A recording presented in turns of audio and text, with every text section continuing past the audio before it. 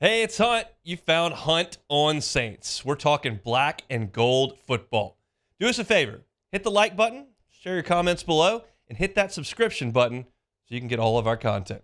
Enjoy.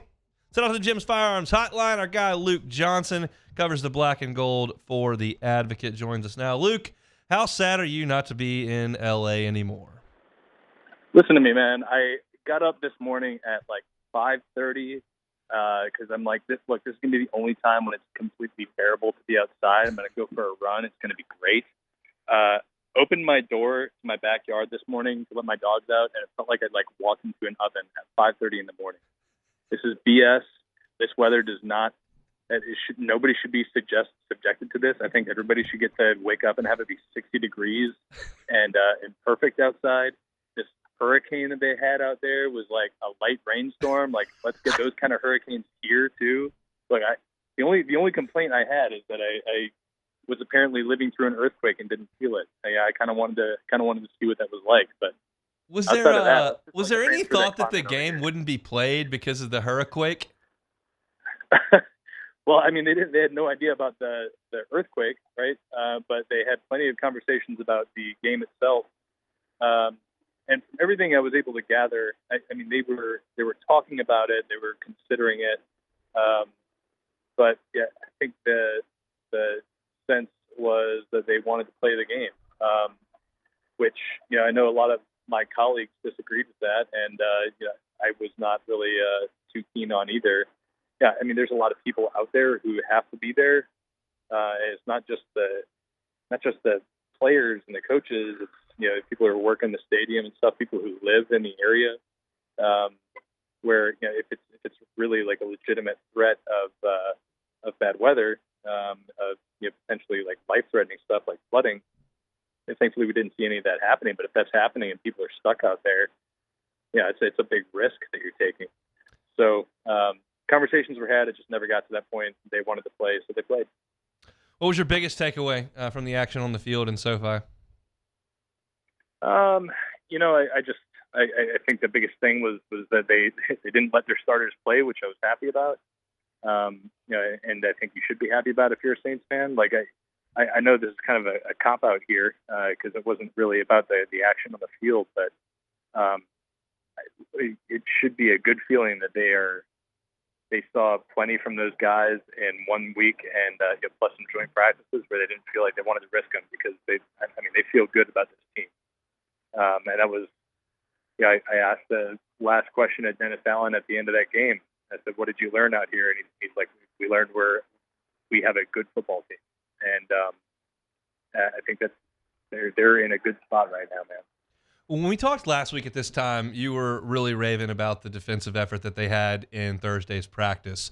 You said you were going to focus on the offense on Friday. I read some tweets and whatnot, but did you have similar takeaways from the offense if that's what you focused on the following day? Yeah, I think there's still some hit and miss there. I think the line is a bit of a concern for me just because it's not very deep, and we've seen this just kind of happen over and over and over again with the Saints offensive line, and this is probably something that every NFL team deals with. Is that it's hard to get depth there, and I think they have 6 good ones on this team, or 6 guys that I feel like really comfortable in the starting lineup.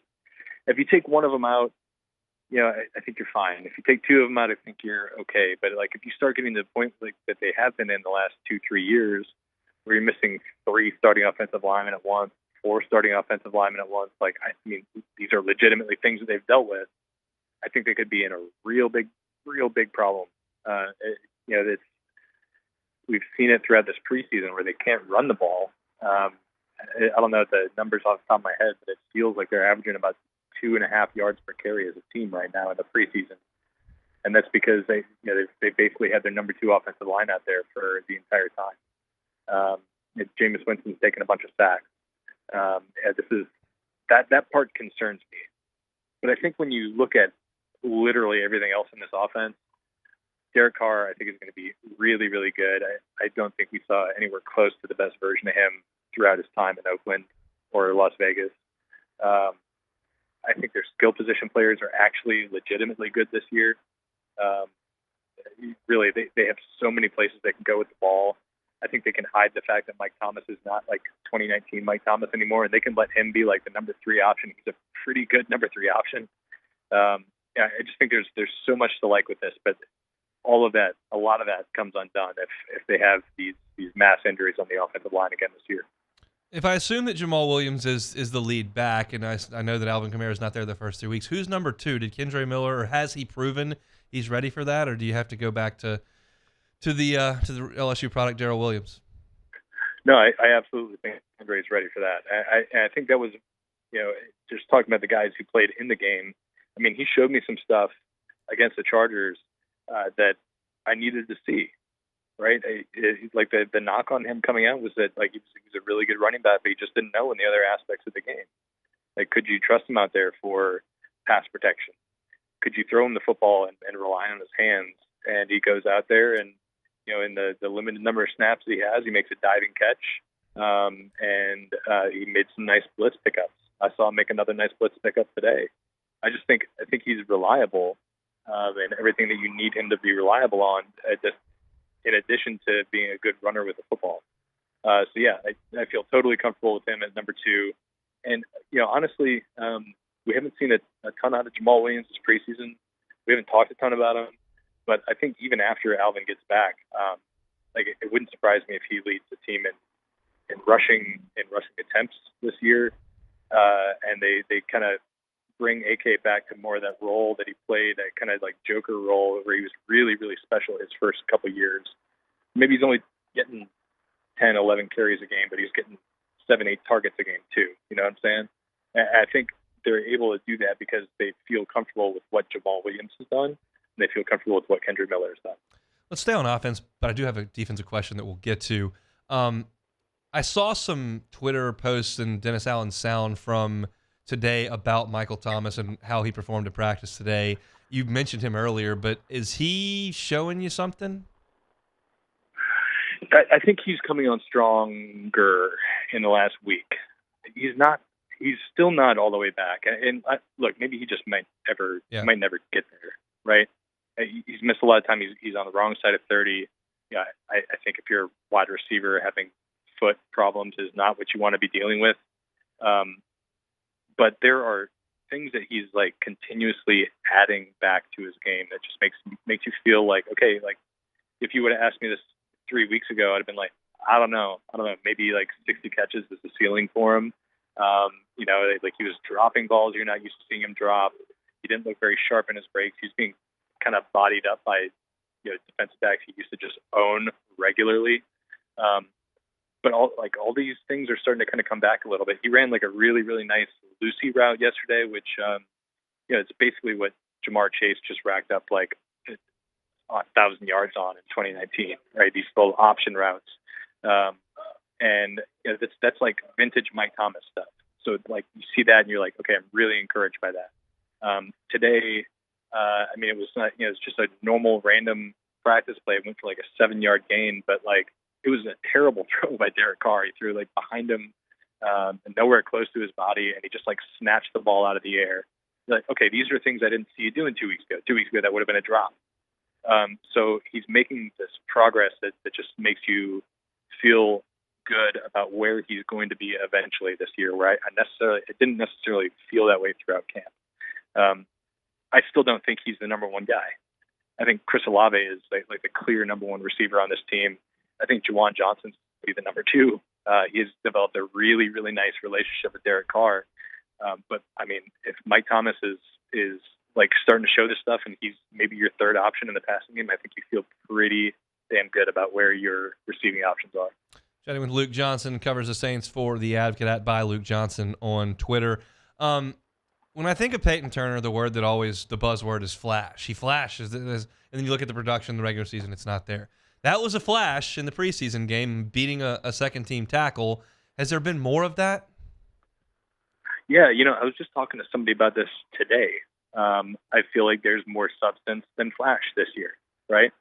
Like, the flash part is good. Like, you want to see that. You want a guy who, like, every now and then is just going to do, like, a wow play and, just smoke somebody with just this, like, really, really quick move on an inside stunt and separate the quarterback from the ball. Like, you obviously want that. But I think the thing that's going to get him on the field this year is that the other 40 plays that he's on the field, or 30, or whatever the number is, he's not going to be a liability. Like, he's going to hold his own in the run game, which has been one of the huge knocks against him his first couple of years, in addition to him being hurt all the time. And I think he's going to give you a more consistent pass rush. And then when you add in that I think their defensive interior is going to be more explosive, they're going to generate more pressure up the middle. I think that's going to push some things to him where he can show his athleticism. Honestly, I think those three additions they made to the defensive interior are going to make guys like Peyton Turner and Carl Granderson, and even to a degree Cam Jordan, just look a lot better from a statistical standpoint this year. So I am not ready to say that I think he's going to break out. I think I was like kind of on that train a little bit last year when I saw the flash plays in practice. I want to see him put it together for real in the regular season, but it's been very encouraging seeing him do all the small things that add up to substance instead of just the flash. Who's got a roster spot to potentially win or lose this weekend against Houston? Man, I think the most interesting spots for me are looking at the linebacker, looking at the kind of bottom of the defensive back rotation. There's a lot of guys there that, for both positions, that have like positional flex. They can play Mike, they can play Will. A couple of them, they're trying out all three spots in the linebacker. They're trying guys out at Sam too. And then, same thing in the defensive backfield where you got guys like Ugo Amadi and Lonnie Johnson who are safeties who can play in the nickel. You've got guys like Ike Yadam, who I think has had a really nice preseason. He made a great interception the other day in the preseason game, and then also adds some big value as a special teams gunner. But like none of those guys that I'm mentioning here, the linebackers be like DeMarco Jackson, Nephi Sewell. None of those guys have like a lockdown roster spot. And it's going to be really interesting to see what they do with these numbers, because maybe they don't want to expose somebody like A.T. Perry or wide receiver Shaq Davis to waivers. Yeah. Right? Because these guys have had impressive preseasons. Maybe they keep them around and try to like figure out how to game the numbers elsewhere. It's going to be really fascinating. Weird because I don't think this team is as deep as in years past, but they have a lot of interesting guys, and it might result in just some kind of funky looking numbers on that 53 when they got that roster figured out next week. Hey, it's on. Thanks for watching Hunt on Saints. Before you leave, help us out a little bit. Hit that like button, leave your comments in the section below, and hit that subscribe button so you get all our content right here from Hunt on Saints. We'll see you next time.